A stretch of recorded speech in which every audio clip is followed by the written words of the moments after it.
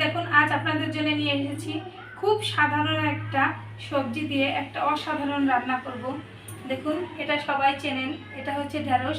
আমি কচি কচি কিছু ঢ্যাঁড়স আগামাথা কেটে এটা পরিষ্কার করে ধুয়ে নিয়েছি। এটা দিয়ে আমি এখন ঢ্যাঁড়সের মশলা ফ্রাই করব। এই যে ঢ্যাঁড়সটা আছে, এখানে আছে পেঁয়াজ কুচি, চিনি, জিরে বাটা, আদা বাটা, রসুন বাটা, soya sauce, vinegar, tomato sauce. এটা দিয়ে দেখুন এবার প্রস্তুত করে নেব এটা কীভাবে তৈরি করব। আমি গ্যাসে কড়াইটা বসিয়ে দিয়েছি। এবার আমি এতে তেল দিয়ে দেব, বেশি না অল্প করে তেল দেবো। প্রথমে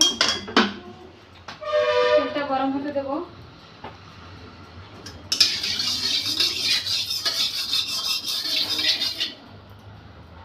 তেলটা গরম হবে, তেলটা গরম হয়ে গেছে। আমি এখন ঢ্যাঁড়সটা একটু হালকা ভেজে নেব।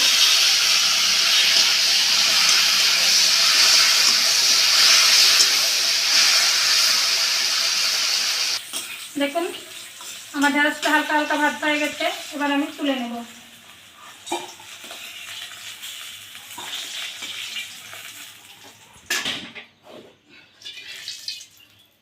দেখুন আমি ঢ্যাঁড়স ভাজা তেলটার ভিতরে এখন কিছু পেঁয়াজ কুচি দিয়ে দেবো।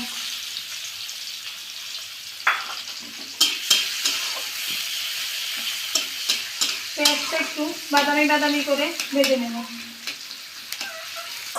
দেখুন আমার পেঁয়াজটা বাদামি বাদামি ভাজা হয়ে গেছে। এবার আমি মশলাগুলো দিই,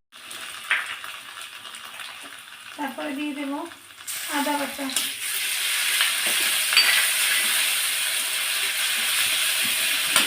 এরপরে দিয়ে দেব রসুন বাটা, এবার দিয়ে দেবো একটুখানি জল মশলাটা কষার জন্য।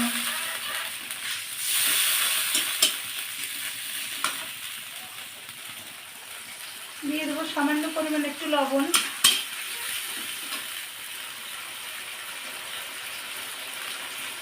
দিয়ে দেবো হলুদ গুঁড়ো,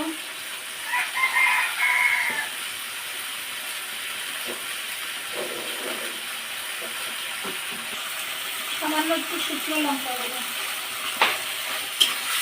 এবার আমি মশলাটা একটু কষিয়ে নেব। দেখুন মশলাটা সুন্দর কষানো হয়ে আসছে। এবার আমি দিয়ে দেবো টমেটো সস,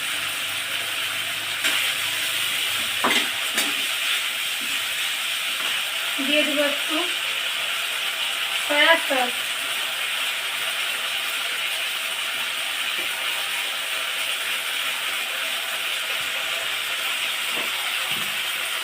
দিয়ে দেবো একটু ভিনিগার,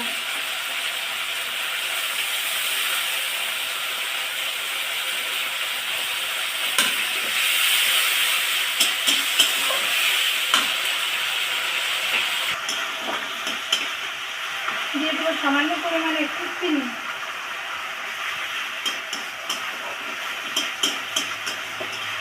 এবার আমি আরেকটু নেড়ে চেড়ে কষিয়ে নেব।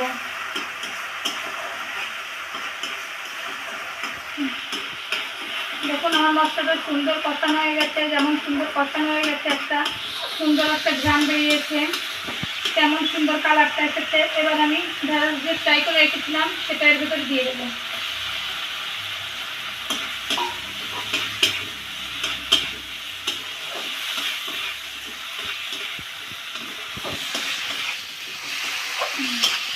এবার এটার সাথে দিয়ে সামান্য একটু কষিয়ে নিলাম।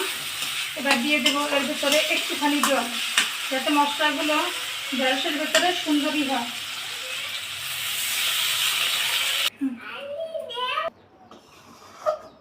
দেখুন আমার রান্নাটা হয়ে গেছে। এবার আমি পরিবেশনের জন্য নামিয়ে নেব। দেখুন আমার ঢ্যাঁড়সের মশলা ফ্রাই হয়ে গেছে। এভাবে একদিন আপনারা করবেন, আশা করি খুব ভালো লাগবে। এটা অরিজিনালি খুব ভালো একটা টেস্টফুল খাবার। আপনি একদিন করে খাবেন।